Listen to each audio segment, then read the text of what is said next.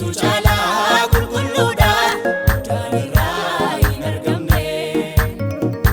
Dhiiga Abeel irraa gadiyyuu dhiiga Yesuus araara buusee qulqulluudhaan inni Gooftaan cubbuu dhaloota qulleessee.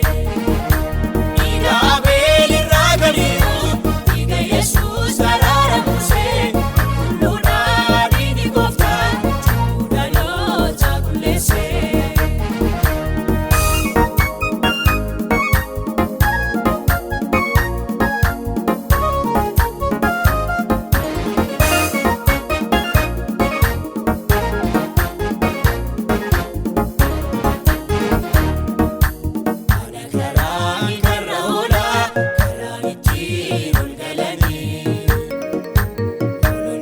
Sagalee koo beeku ani sagalee kan isaanii dura isaanii bu'een geggeessaa nama keetii isaanii ni nyaatu.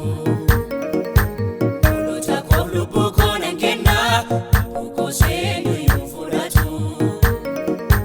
Dubbiin afaan isaa raawwatame waa'ee keenyaaf du'arra dhaabate.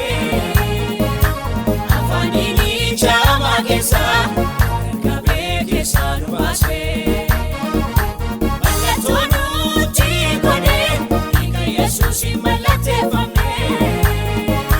Nuti ergaa du'aa bala keenyatti hin dhiyaanne.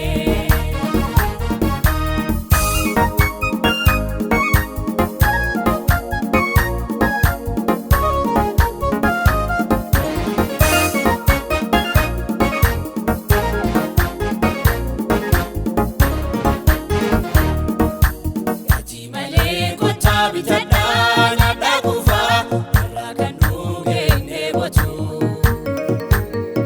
Bishaan jiraataa dhangalaasee garaa keenya irratti masichatu. Guutummaa ayyaana isaa keessaa ayyaana irratti ayyaana dabalanne. Ulfina isaa ayyaana dhugaan guutee ija keenyaa ni agarre. Dhiiga isaa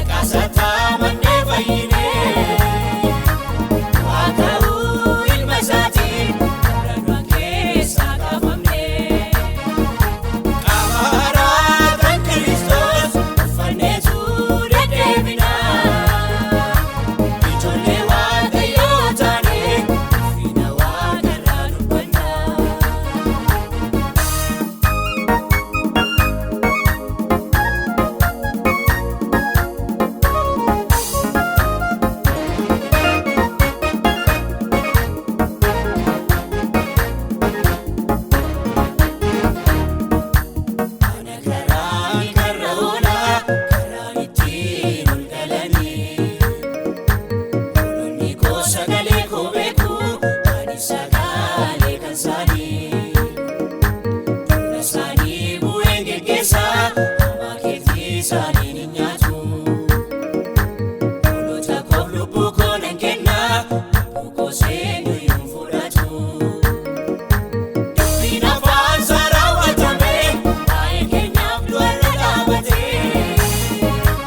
Afaaniin jaamaa keessaa